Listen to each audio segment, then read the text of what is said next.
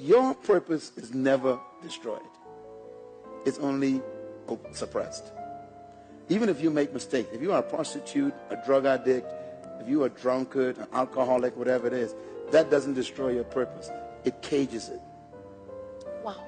You need to be delivered from those cages so you can release the flight again and become what you were born to be. So you can actually be that woman without limits. Absolutely. You must stop limiting yourself. Limitation is usually mental or situational. It is never internal.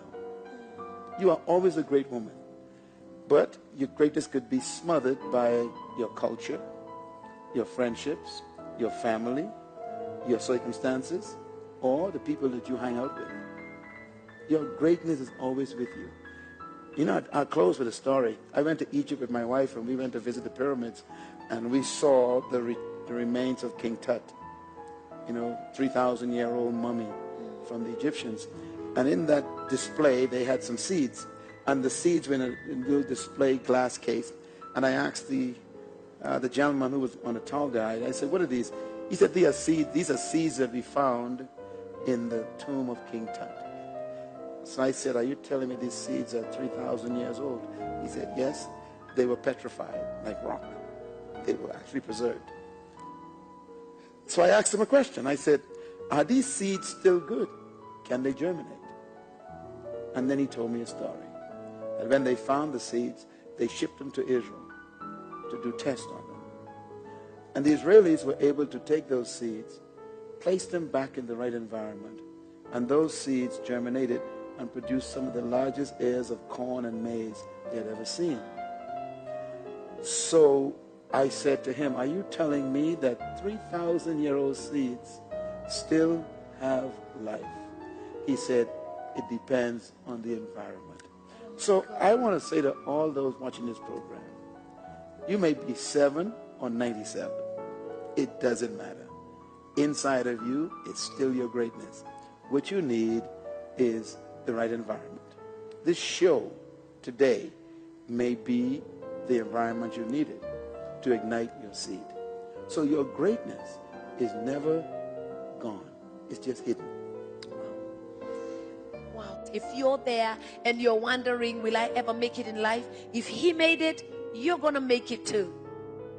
That one last thing I'm going to ask you is you're very, very, very key on family.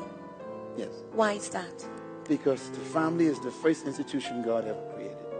Family existed before government, before church, before every institution on earth.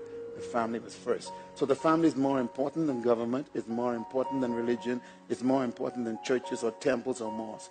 You should never let anything become more important than the family. Secondly, the family is the only institution God created to produce the future leaders of the world, your children. The schools were never supposed to be the source of education. Your family was supposed to do that. The government was never supposed to create the morals for your children. The family is supposed to produce that. If you destroy the family, you destroy the foundation of the nation.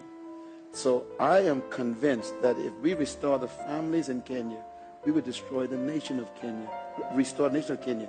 So when you start destroying the family, you're destroying the very fabric of your country. This is why I'm very concerned about people redefining marriage, redefining sexes, redefining genders. Because when you start doing that, you're tampering with the most basic institution of your country.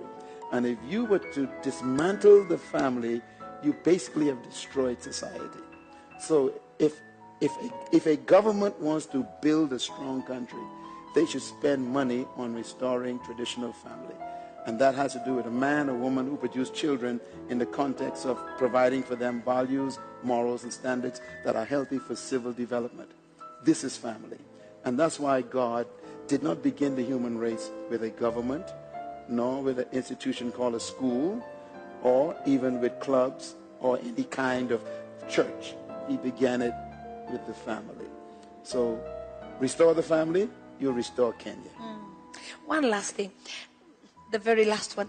A lot of people now are really, really coming to Kenya, and they're saying all manner of beautiful things that are happening in this country and are going to happen in this country, Kenya. What's your take on it? Kenya? Kenya is no different from any other country in Africa. the time has come for Africa to lead the world. Kenya is just one of those countries. And I'd like to warn Kenyans that when destiny turns her face towards you, you must prepare yourself to respond. Being chosen doesn't prepare you. So the season for Africa has arrived, but God will not educate Africa. It must educate itself.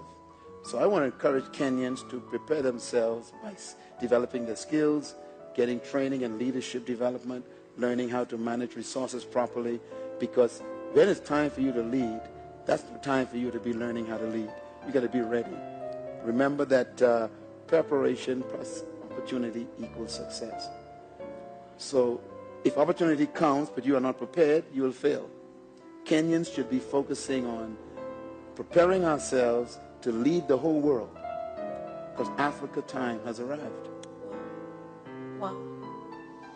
Wow. Thank you very much, Dr. Myles. It's a pleasure. I'm gonna let you go rest, because I know you've been so busy all this It's okay. It's my pleasure to serve you and to serve the people watching.